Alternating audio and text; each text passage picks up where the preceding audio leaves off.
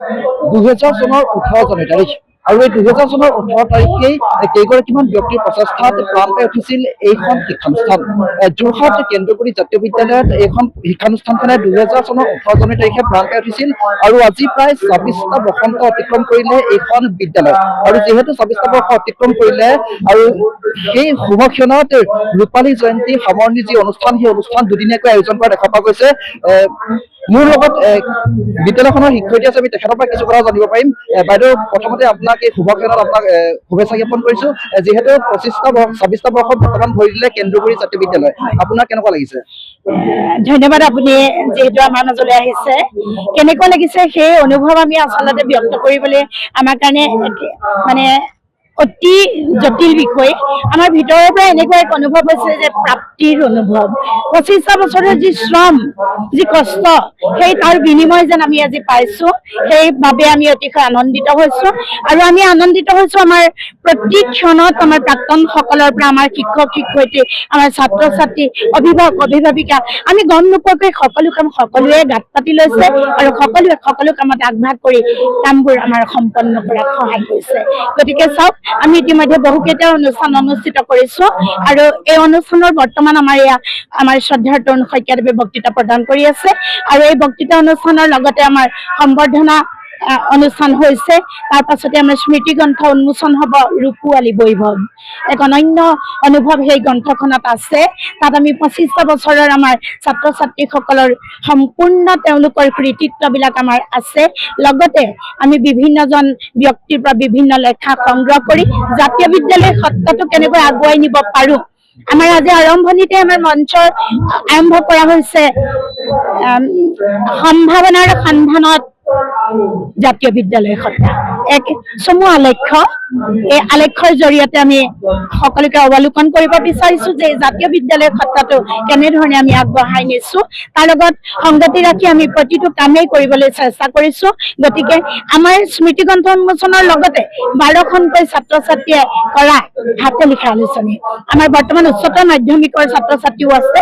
গতিকে এই গোটেই 12খনকৈ হাতে লিখা আলোচনী ইমান আটক ধুনীয়াকৈ বনাইছে, প্ৰস্তুত কৰিছে যে আমি নিজে অভিভূত হৈছো।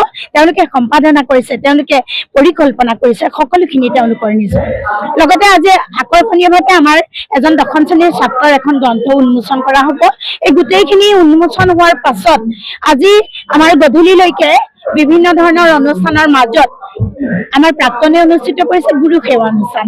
আটাইতকৈ আকৰ্ষণীয় অনুষ্ঠান সেইটো, য'ত আমাৰ সেৱাৰ মনোভাৱেৰে আমাৰ মাজত আজি 30জন শিক্ষকে শিক্ষাদান কৰি বিভিন্ন কাৰণত তেওঁলোকে ওলাই গৈছে, বেলেগ বেলেগ ঠাইত চাকৰি পাইছে, সেই সকলক আমি আজি আমন্ত্ৰণ কৰি আনিছো। তেখেতসকল আজি আমি আহি আমাৰ মাজত উপস্থিত হৈছে। তেখেতসকলক আমি কৃতজ্ঞতাৰ চিন স্বৰূপে সামান্য গুৰু সেৱা অনুষ্ঠান আমাৰ প্ৰাক্তনেই কৰিছে। গতিকে এই অনুষ্ঠানটো নিশ্চিতভাৱে যথেষ্ট আকৰ্ষণীয় হ'ব। তাৰ পৰৱৰ্তী সময়ত আমাৰ প্ৰাক্তনৰ সাংস্কৃতিক অনুষ্ঠান আছে আৰু অভিভাৱকৰ বাবেও আমি সম্পূৰ্ণ 2টা ঘণ্টা তেওঁলোকক অনুষ্ঠান অনুষ্ঠিত কৰিবৰ বাবে আগবঢ়াই দিছো। পৰৱৰ্তী সময়ত গধূলিলৈ আমি বন্তি প্ৰজ্বলন হ'ব আৰু আজিৰ কাৰ্যসূচী আমি ইমানতে পৰিসমাপ্তি কৰি কাইলৈ পুৱাৰ ভাগত আমাৰ সাংস্কৃতিক শোভাযাত্ৰা, বৰ্ণাঢ্য সাংস্কৃতিক শোভাযাত্ৰা আমাৰ অনুষ্ঠিত হ'ব। তালৈ আমি সকলোকে আমন্ত্ৰণ জনাইছো, আহক সকলোৱে উপভোগ কৰক। তাৰ পাছত আমাৰ মুকলি সভাখনত অনুষ্ঠিত থাকিবৰ বাবে আমি বহুকেইজন গণ্যমান্য ব্যক্তিক আমন্ত্ৰণ জনাইছো। গতিকে কালিলৈ আমাৰ মহাপুৰুষীয়া নাটভাগ গধূলিলৈ ইয়াত প্ৰদৰ্শন কৰা হ'ব। এই নাটভাগৰ ক্ষেত্ৰত আমাৰ ছাত্ৰ ছাত্ৰী অগ্ৰণী ভূমিকা, তেওঁলোকে নিজেই সকলো কৰিছে। এই মুহূৰ্তত যি সময়ত বিভিন্ন ঠাইত এটা কথা খুব চৰ্চা হয় যে যুৱ বিশৃংখলতা, শিশুসকলে আজিকালি কথা বতৰা নুশুনা হৈছে, কিন্তু আমি গৌৰৱ কৰিব পৰাকৈ গ্ৰন্থ অধ্যয়নৰ প্ৰতি তেওঁলোকক যি আগ্ৰহী কৰিছো, তাৰ জৰিয়তে আমি গৌৰৱ কৰি ক'ব পৰাকৈ আমাৰ ছাত্ৰ ছাত্ৰীসকলে কিন্তু সকলো কামতেই আগভাগ লয়। গতিকে আমি খুব সুখ অনুভৱ কৰো। এই ৰূপোৱালী ক্ষণত আমি সঁচাই আনন্দিত সুখী, কাৰণ আমাৰ ছাত্ৰ ছাত্ৰীসকলে সকলো কামেই কৰিব পাৰে। তেওঁলোকৰ সাংস্কৃতিক অনুষ্ঠানো আছে। আমাৰ মহাপুৰুষৰ নাটৰ উপৰিও অন্যান্য সাংস্কৃতিক অনুষ্ঠান থাকিব। গতিকে আমি আপোনালোকৰ মাধ্যমৰ জৰিয়তে সকলোকে আমাৰ এই অনুষ্ঠানলৈ আমন্ত্ৰণ জনাইছো। সকলোৱে আহক আৰু পৰৱৰ্তী সময়ত আমি শুভাশীষ বিচাৰিম যাতে আমাৰ এই ৰূপোৱালী যাত্ৰা এদিন সোণালী জয়ন্তী অনুষ্ঠিত কৰিব পৰাকৈ বৰ্তি থাকে। এখন বিদ্যালয়ে ৰূপালী জয়ন্তী অনুষ্ঠান অনুষ্ঠিত কৰিব পৰাটোৱেই আজিৰ দিনত গৌৰৱৰ কথা, কাৰণ ঘৰে ঘৰে বিদ্যালয় আজিকালি হবলৈ লৈছে। গতিকে আমি আজি অসমীয়াক মাধ্যম হিচাপে লৈ, ইংৰাজী হিন্দীক অভ্যসন হিচাপে লৈ আগবাঢ়ি গৈছো। কালি আমাৰ এই ৰূপালী জয়ন্তী অনুষ্ঠানৰ লগত সংগতি ৰক্ষা কৰি এটি প্ৰতীক সংগীত উন্মোচন কৰা হৈছে। অতি সুন্দৰ হৈছে অনুষ্ঠানটি। গতিকে এই গীতটি বৰ ধুনীয়া হৈছে। গতিকে এই গোটেইখিনি কাৰ্যসূচীৰে ভাবো আমি যথেষ্ট বৰণীয় যাত্ৰাৰে নিশ্চিতভাৱে আহি এক ৰূপোৱালী ক্ষণত উপনীত হৈছো। আপোনালোকলৈ ধন্যবাদ জ্ঞাপন কৰিলো আৰু আপোনালোকৰ জৰিয়তে আমি যিসকল লোকক আমি কৃতজ্ঞতা জ্ঞাপন কৰিবলৈ অজানিতে থাকি গৈছে, সেই আটাইলৈকে আমি কৃতজ্ঞতা জ্ঞাপন কৰিছো এই মাধ্যমৰ জৰিয়তে। ধন্যবাদ। এইখন বিদ্যালয়ত পঢ়িয়ে বহুকেইজন ছাত্ৰ ছাত্ৰী বৰ্তমান ৰাজ্যখনৰ লগতে দেশ বিদেশত নাম অৰ্জন কৰিছে। এই মুহূৰ্তত কি নাম? নিশ্চয় এই মুহূৰ্তত আমাৰ সেইসকল ছাত্ৰ ছাত্ৰী আহিছে বিভিন্ন বিশ্ববিদ্যালয়ত, তেওঁলোকে মানে গৱেষণাৰ লগত জড়িত হৈ আছে। বিভিন্ন ছাত্ৰ ছাত্ৰীয়ে এতিয়া আমাৰ লোকসেৱা আয়োগৰ পৰীক্ষাসমূহ দিবলৈ প্ৰস্তুতি চলাই আছে। বহুজন ছাত্ৰ ছাত্ৰীয়ে ইতিমধ্যে মানে বেংক প্ৰতিষ্ঠানৰ দৰে প্ৰতিষ্ঠানৰ লগতো তেওঁলোকে নিজকে সোমোৱাব পাৰিছে। তাৰ উপৰিও আমাৰ ছাত্ৰ ছাত্ৰী আমি আগতেও যেতিয়া মানে অধ্যয়নৰত সময়ত কওঁ তোমালোকে নিজৰ ভৰিত থিয় দিবলৈ শিকিবা, কেৱল পঢ়ি চাৰ্টিফিকেট এখনকে যে গুৰুত্ব দিব লাগিব এনে কথা আমি কেতিয়াও কোৱা নাছিলো। আৰু সেই কাৰণে আমি শ্ৰেণীৰ শেষৰ ছাত্ৰ, আমাৰ ইয়াৰ শ্ৰদ্ধাৰ মানৱী বাইদেউ এটা কথা খুব কয়, মানে শেষৰ ছাত্ৰজনে যে প্ৰথম হ'ব পাৰে, আমি সেইকাৰণে এই কথাটোক লৈ গৌৰৱ বোধ কৰো।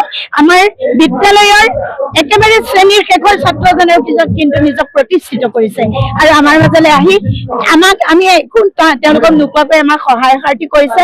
ৰূপালী জয়ন্তী অনুষ্ঠান ভাগি উদযাপন কৰিবৰ বাবে প্ৰতিক্ষণ তেওঁলোকে বৌদ্ধিকভাৱে তেওঁলোকে কোনোবাই আমাৰ এটা ৱেবছাইট বনাই দিছে, তেনেদৰে বিভিন্ন কামত নিয়োজিত হৈছে।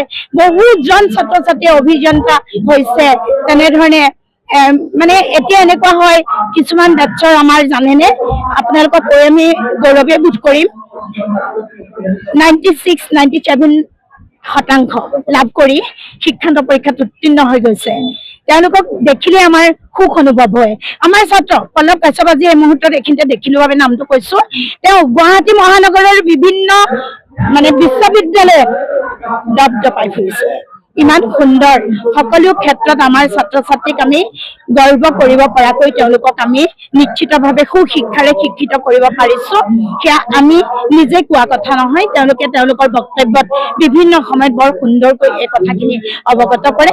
গতিকে আমাৰ প্ৰাক্তন সকলৰ বৰণীয় কাৰ্যক্ৰমণিকাৰ বাবেই আজি আমি এনে ৰূপোৱালী ক্ষণত উপনীত হ'ব পাৰিছো আৰু আপোনালোকৰ সন্মুখত গৌৰৱেৰে আমি আজি এনেধৰণে কথা ক'বলৈ টিকি থাকিব পাৰিছো।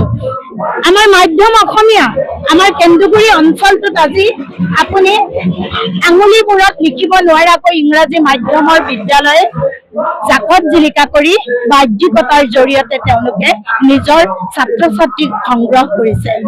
আমি অসমীয়াক মাধ্যম হিচাপে লৈ যে আজি ৰূপালী জয়ন্তী অনুষ্ঠিত কৰিব পাৰিছো, সেয়াই আমাৰ বাবে সুখৰ ক্ষণ, গৌৰৱৰ ক্ষণ। ধন্যবাদ।